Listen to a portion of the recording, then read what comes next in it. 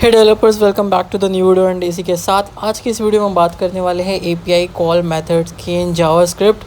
सो यहाँ पे हम देखेंगे यहाँ पे एपीआई कौन से एपीआई कॉल मेथड्स यहाँ पे जावास्क्रिप्ट के अंदर हमारे।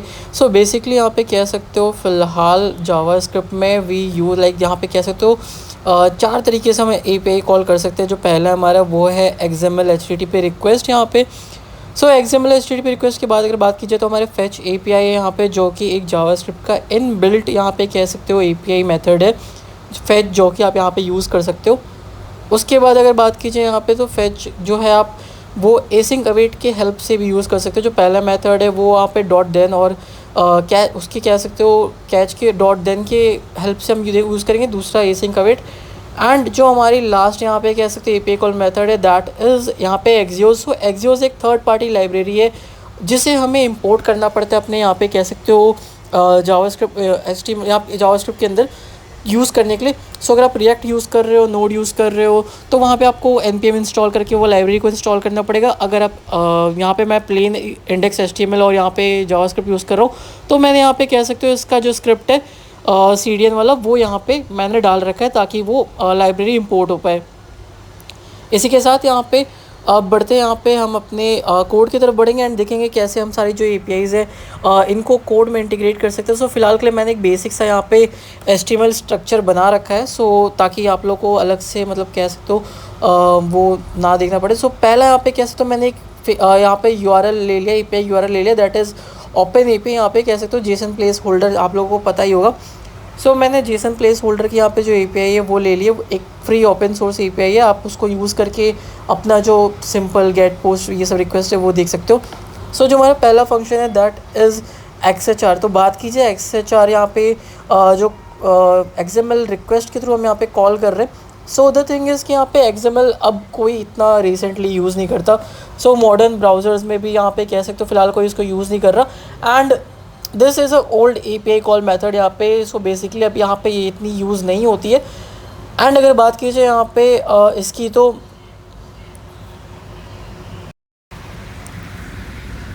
जैसा कि आप देख सकते हो यहाँ पे जो इसका सिंटैक्स है यहाँ पे। पहला आपको क्या करना पड़ता है यहाँ पे कि भाई आपको XHR जो है एक ऑब्जेक्ट क्रिएट करना पड़ता है यहाँ पे इसका हर बार। आपको यहाँ पे इसको ऑब्जेक्ट को क्रिएट करना पड़ेगा एंड उसके बाद आप कह सकते हो उसको हम यहाँ पे इनिशियलाइज करते हैं। यहाँ पे ओपन का जो यहाँ पे XHR डॉट ओपन करके यहाँ पे जो लिखते हैं उसके थ्रू यहाँ पे हम इसको इनिशियलाइज कर रहे हैं। आप डिफाइन कर सकते हो गेट है कि क्या है, फिर उसके बाद आपको URL देना है, देन आपको यहाँ पे ट्रू लिख के फिर उसके बाद यहाँ पे जो इसके अंदर यहाँ पे ये फंक्शन हम सेटअप कर रहे हैं जो भी हमारा रिस्पॉन्स है उसको हैंडल करने के लिए।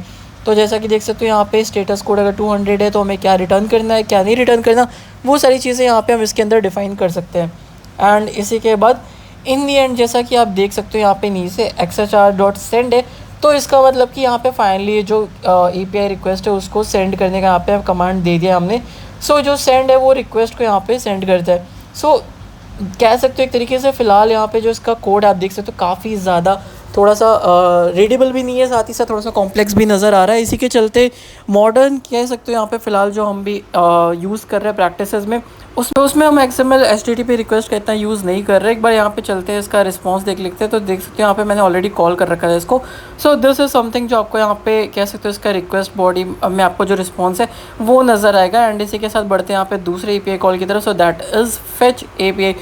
आपको फेच API आई गेस काफ़ी सारे लोग जो भी आप यहाँ पे जावास्क्रिप्ट यूज़ कर रहे होगे या फिर जो लोग भी फ़िलहाल यहाँ पे रिएक्ट नोड यहाँ पे इनमें काम कर रहे होंगे वो यहाँ पे फेच API को कह सकते हो यूज़ ज़रूर कर रहे होंगे यहाँ पे। फेच API की बात कीजिए फ़िलहाल यहाँ पे तो fetch API is one of the inbuilt यहाँ पे कह सकते हो जावास्क्रिप्ट की API है। एंड यहाँ पे अगर फेच की बात कीजिए इसके लिए आपको अलग से कोई लाइब्रेरी या कुछ इंपोर्ट करने की ज़रूरत नहीं है। एंड बढ़ते हैं यहाँ पे इसके सिंटैक्स की तरफ। तो देख सकते हो यहाँ पे हमने एक फंक्शन बनाया यहाँ पे अपने जो फेच API है उसका। एंड उसी के साथ यहाँ पे जो फेच का है हमने फेच लिख करके इसके बाद API का जो URL है वो पास कर दिया। यहाँ पे हमें मेथड डिफाइन करने की ज़रूरत नहीं है। तो यहाँ पे कह सकते हो फिलहाल गेट के लिए कोई मेथड डिफाइन करने की ज़रूरत नहीं है, डायरेक्टली यहाँ पे गेट को कॉल कर लेता है। एंड यहाँ पे हम यूज़ कर रहे हैं dot then method. Dot then यहाँ पे क्या करेगा कि जैसे आपका जो रिस्पॉन्स है यहाँ पे जैसे ही रिस्पॉन्स मिलता है वो आपके रिस्पॉन्स को यहाँ पे कह सकते हो जेसन के यहाँ पे रिस्पॉन्स थ्रो कर देगा। एंड रिस्पॉन्स अगर इसमें कह सकते हो ओके नहीं है तो यहाँ पे हमें इसे बताना पड़ेगा यहाँ पे। एंड उसके बाद जो रिस्पॉन्स है आप उसको जेसन में कन्वर्ट कर रहे हो अलग से कह सकते हो यहाँ पे फैच कॉल के अंदर जेसन को कन्वर्ट करने का कोई इनबिल्ट तरीका नहीं है। यहाँ पे आपको इसको कन्वर्ट करना पड़ेगा मैनुअली लिख करके। एंड उसके बाद अगेन जो आपका यहाँ पे कैसे तो रिस्पॉन्स आता है उसको आप यहाँ पे स्ट्रिंगिफाई करके यहाँ पे जो भी आपका डेटा है उसको आप स्टोर कर सकते हो।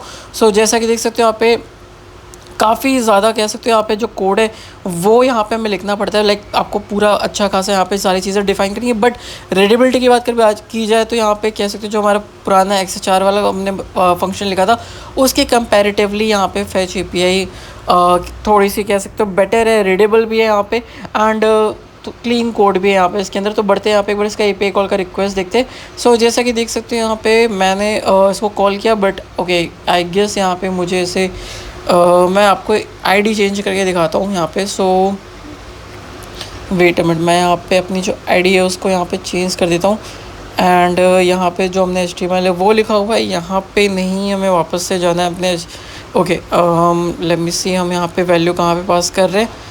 तो ये हम ऑलरेडी यहाँ पे पास कर रहे हैं एक बार एक मिनट काम करते हैं, इसको रिलोड कर लेते हैं। अब यहाँ पे फैच API कॉल करते हैं। देखते हो यहाँ पे आपका API जो वो कॉल हो गया बट अगेन मुझे यहाँ पे यूज़र ID 2 पे कॉल करना है। सो हम यहाँ पे अपने API URL में देखेंगे। सो पोस्ट में यहाँ पे /1 है। सो अब हम /2 पे रिक्वेस्ट भेजते हैं। अगेन वापस से अपने ब्राउज़र पे जाते हैं एंड यहाँ पे इसको कॉल करते हैं, एक बार रिलोड कर लेते हैं अपने पेज को एंड यहाँ पे कॉल करते हैं।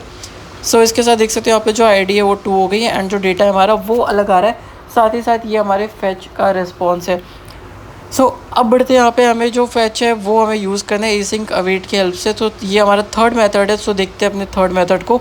सो जैसा कि देख सकते हो यहाँ पे ये रहा हमारा async await का सिंटेक्स एंड आप कंपैरिजन देख सकते हो कि जो .then और .catch का है उसके कंपैरेटिवली यहाँ पे इसका जो सिंटेक्स है वो काफ़ी ज़्यादा क्लीन और काफ़ी ज़्यादा कह सकते हो कॉम्पैक्ट है। मतलब इतना ज़्यादा लाइंस ऑफ कोड नहीं है एंड यहाँ पे थोड़ा सा छोटा है। रीडेबिलिटी की बात की जाए तो रीडेबिलिटी तो दोनों की अच्छी है बट async await के साथ इसकी रीडेबिलिटी थोड़ी सी ज़्यादा अच्छी है। तो इट डिपेंड्स अपॉन यू, आप जो भी मेथड चाहो वो यूज़ कर सकते हो, कोई भी रिस्ट्रिक्शन नहीं है यहाँ पे। एंड अगर बात की जाए यहाँ पे async की तो देख सकते हो यहाँ पे ट्राई कैच लगा के यहाँ पे हमने जो API उसको कॉल किया एंड यहाँ पे जो रिस्पॉन्स है उसमें हमने अपना जो API URL है उसको दे दिया है। सो async और await के साथ आपको यहाँ पे एक चीज़ ध्यान देनी पड़ती है कि आपको यहाँ पे अगर आप जो भी आपका फंक्शन है कह सकते हो, अगर आपका ये फंक्शन async है तो आपको await लिखना पड़ेगा। फिर अगर आप await यूज़ कर रहे हो तो आपको फंक्शन के स्टार्टिंग में async लगाना पड़ेगा। एंड अगेन यहाँ पे जो सिंटैक्स है देख सकते हो काफ़ी ज़्यादा सिमिलर है, इतना कुछ डिफरेंस नहीं है यहाँ पे आपको सिंटेक्स के अंदर। एंड यहाँ पे देख सकते हो जो सिंटेक्स है that is same as it. तो मैं यहाँ पे एक बार अगेन से आईडी चेंज कर लेता हूँ ताकि API कॉल करते टाइम आपको डिफरेंस यहाँ पे नज़र आए। एंड इसको एक बार कॉल कर लेते हैं, एक बार मैं रिफ्रेश करके फिर से कॉल करता हूँ। सो यहाँ पे देख सकते हो जो डेटा है वो यहाँ पे चेंज हो गया, ID 3 हो चुकी है यहाँ पे एंड जो हमारे API है वो यहाँ पे कॉल हो गई है। So this is the response of the async await। And अब बढ़ते हैं यहाँ पे हमारा जो फोर्थ API कॉल मेथड है उसकी ओर, दैट इज़ Axios। सो अब आप लोग पूछ रहे हो कि भाई Axios तो एक थर्ड पार्टी लाइब्रेरी है यहाँ पे। सो यस गाइज, Axios आपको डायरेक्टली इनबिल्ट नहीं मिलता जावास्क्रिप्ट के अंदर, आपको Axios के लिए एक अलग से थर्ड पार्टी लाइब्रेरी इंस्टॉल करनी पड़ती है API कॉल के लिए। बट जैसा कि आप सिंटेक्स देख सकते हो ऊपर से नीचे हमारा जो सिंटेक्स है वो छोटा होता जा रहा है एंड यहाँ पे मैंने जो इसका CDN है उसको इंपोर्ट कर रखा है ताकि उसको यूज़ कर पाए यहाँ पे। तो Axios की अगर आप सिंटेक्स की बात करोगे तो देख सकते हो काफ़ी ज़्यादा कॉम्पैक्ट है। मतलब हमारे async await के जो फैच का सिंटेक्स है उससे भी छोटा है। एक बार सिंटेक्स की ओर ध्यान देते हैं तो यहाँ पे देख सकते हो आपको मेथड को डिफाइन करना पड़ेगा कि आप कौन सा मेथड कॉल कर रहे हो। यहाँ पे Axios.get यहाँ पे मैं कॉल कर रहा हूँ तो गेट को यहाँ पे मैंने डिफाइन कर दिया। उसके बाद आपको यहाँ पे डायरेक्टली API URL को पास कर देना है एंड उसके बाद यहाँ पे अगर रिस्पॉन्स की बात की जाए यहाँ पे सो देख सकते हो यहाँ पे रिस्पॉन्स में जो भी हमारा रिस्पॉन्स आ रहा है डायरेक्टली उसको स्ट्रिंगिफाई करके हम यहाँ पे यूज़ कर ले। हमें एक जो स्टेप है यहाँ पे जो हमें फैच में करना पड़ता है जो कि JSON में हमारे डेटा को कन्वर्ट करना पड़ता है। एक पूरा का पूरा जो कॉल है मतलब कह सकते हो एसिंक्रोनस कॉल है वो यहाँ पे कह सकते हो हमें नहीं करना पड़ा, एक पूरा स्टेप बच रहा है हमारे यहाँ पे। सो जो Axios है Axios के अंदर यहाँ पे हमारा कम्प्लीटली कह सकते हो बिहाइंड द सीन्स जो Axios है वो पूरा का पूरा यहाँ पे इस चीज़ को ऑटोमेटिकली हैंडल कर लेता है यहाँ पे। एंड कह सकते हो अलग से हमें यहाँ पे कुछ करने की ज़रूरत नहीं है, डायरेक्टली वो बिहाइंड द सीन्स जो लाइब्रेरी है उसको JSON में कन्वर्ट करके एंड जो भी हमें रिस्पॉन्स है वो यहाँ पे दे देती है।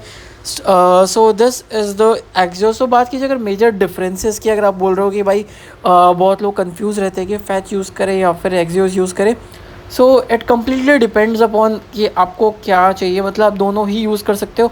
बट अगर आपको सिंटैक्स कम चाहिए, आपको कह सकते हो एक कॉल मेथड मतलब जो स्ट्रिंग जेसन यहाँ पे कन्वर्ट कर रहा है, अगर वो आपको बचाना है तो कह सकते हो आप यहाँ पे एसिंग की जगह एक्सियोस यूज़ कर सकते हो, फैच की जगह एक्सियोस यूज़ कर सकते हो। बट ये बात है कि एक्सियोस जो आपका बंडल साइज़ थोड़ा सा इंक्रीज़ करेगा। सो बढ़ते हैं यहाँ पे हम मेजर डिफरेंस की ओर से कह सकते हो, जैसा कि जो हमारा फैच है that is a built in browser API, तो यहाँ पे जो भी कह सकते हो दैट इज़ बिल्ट इन, तो एक्सियोस थर्ड पार्टी है। सो अगर मेजर डिफरेंसेस की अगर बात की जाए यहाँ पे, सो जो हमारा कह सकते हो यहाँ पे जो हमारा फैच है दैट इज़ लाइक अगर आपको कोई भी नेटिव या फिर लेगेसी मतलब कह सकते हो कोई अलग से डिपेंडेंसी नहीं चाहिए, नेटिव कोड यूज़ करना है, तो आप यहाँ पे फैच को यूज़ कर सकते हो। या फिर आपको कोई भी अलग से कह सकते हो टाइम आउट इंटरसेप्टर्स या फिर प्रोग्रेस ट्रैकर नहीं चाहिए, तो आप फैच को यूज़ कर सकते हो। हालांकि एक्सियोस के अंदर हमें कह सकते हैं एक और फीचर देखने को मिलता है, दैट इज़ यहाँ पे कह सकते हो हमें इंटरसेप्टर्स देखने को मिल सकते हैं। सो ऑटोमेटिकली वो टोकन अटैचमेंट की बात की जाए या फिर आपको कह सकते हो बिल्ट इन जेसन पार्सिंग हो गया, एरर हैंडलिंग हो गया, ये सारी चीज़ें आपको कह सकते हो एक्सियोस के अंदर मिल जाएंगी। फैच के अंदर एक और चीज़ है कि फैच के अंदर आप जैसा कि देख सकते हो कि अलग से अगर आपके फैच में कोई भी जो डेटा है यहाँ पे, सो फैच में कह सकते हो जो भी आपका यहाँ पे जो रिस्पॉन्स आता है, अगर आपका रिस्पॉन्स टू मतलब जो कह सकते हो यहाँ पे जो डिफरेंट टाइप के एरर्स होते हैं वो यहाँ पे जो फैच है वो डिटेक्ट नहीं कर पाते। यहाँ पे कह सकते हो ओनली जो भी हमारे नेटवर्क लेवल के एरर्स होते हैं, सो वो नेटवर्क एरर्स को ही रिजेक्ट करता है, बाकी कोई भी जो एरर है यहाँ पे वो रिजेक्ट नहीं करते हैं यहाँ पे। जबकि एक्सियोस जो है वहाँ पे वो सारे तरह की ही यहाँ पे जो एरर्स है उनको रिजेक्ट करता है, इंक्लूडिंग यहाँ पे नेटवर्क एरर हो गए या फिर जो भी स्टेटस को 200 नहीं देता, उसके अलावा सारी की सारी चीज़ें यहाँ पे जो हमारा एक्सियोस है वो यहाँ पे रिजेक्ट कर देता है। एंड इसी के साथ अगर बात की जाए यहाँ पे प्रोग्रेस ट्रैकिंग की, अगर आपको कोई भी बिल्ड इन प्रोग्रेस ट्रैकर चाहिए यहाँ पे, तो वो आपको यहाँ पे हमारे जो फैच है उसके अंदर नहीं दिखेगा यहाँ पे। एंड अगर एक्सियोस की बात की जाए तो एक्सियोस के अंदर बिल्ट इन सपोर्ट है प्रोग्रेस इवेंट ट्रैक करने का यहाँ पे। एंड अगर बात की जाए ब्राउज़र सपोर्ट की, तो यहाँ पे फैच का कह सकते हो काफ़ी लिमिटेड ब्राउज़र सपोर्ट है यहाँ पे, इसको मतलब आई की पॉलीफिल्स चाहिए यहाँ पे। एंड अगर बात की जाए हमारे एक्सियोस की, तो एक्सियोस यहाँ पे पुराने ब्राउज़र सपोर्ट करता है, जो भी यहाँ पे कह सकते हो XHR सपोर्ट करता है, because it is kind of कह सकते हो बिहाइंड द सीन XHR के ऊपर ही बिल्ट है यहाँ पे हमारा एक्सियोस। सो जो भी कह सकते हो अगर आपको क्या पुराने ब्राउज़र प्लस मॉडर्न ब्राउज़र्स दोनों पे ही सपोर्ट चाहिए, तो आप एक्सियोस को यहाँ पे यूज़ कर सकते हो। एंड अगर बात की जाए यहाँ पे डेटा ट्रांसफॉर्मेशन की, तो मैनुअल जो भी कह सकते हो जेसन एंड स्ट्रिंग कन्वर्जन यहाँ पे नीडेड होता है इसमें। और अगर बात की जाए यहाँ पे जो हमारा एक्सियोस है वो ऑटोमेटिकली कह सकते हो डेटा को ट्रांसफ़र कर दे, ऑटोमेटिकली डेटा को कन्वर्ट कर देता है। इसी के साथ यहाँ पे दिस वो सम कह सकते हो कुछ सम ऑफ द मेजर यहाँ पे जो कि कंपैरिजन था हमारे यहाँ पे एपीआईज़ के बीच में। एंड आई होप आपको इस वीडियो को देखने के बाद आपको एक क्लियर व्यू मिल गया होगा कि आपको कौन सी एपीआई कब कहाँ पे यूज़ करनी है एंड आप कौन सी एपीआई मेथड यूज़ करना है। So let me know in the comment section कि आप यहाँ पे फिलहाल कौन सी एपीआई कॉल मेथड यूज़ करते हो अपने रिएक्ट या फिर फ्रंट एंड प्रोजेक्ट के अंदर, एंड आपको इसमें से कौन सा मेथड पसंद आया। साथ ही साथ अगर आप चैनल पर नए हो तो चैनल को ज़रूर से सब्सक्राइब कर दो एंड ये वीडियो अपने दोस्तों को शेयर कर दो जो कि मोस्टली कंफ्यूज रहते हैं कि उनको फैच यूज़ करना होता है या फिर एक्सियोस यूज़ करना होता है। So this is the complete comparison. अगर आपको इसके बाद अगर डिफरेंट मेथड्स जानने हैं कि पोस्ट गेट कैसे मेथड आप कॉल कर सकते हो, सो मुझे कमेंट सेक्शन में लिख के बताओ, मैं उसके ऊपर भी एक डिटेल्ड वीडियो बनाऊंगा। तब तक ले guys will see you in the next video. Tata bye bye, take care.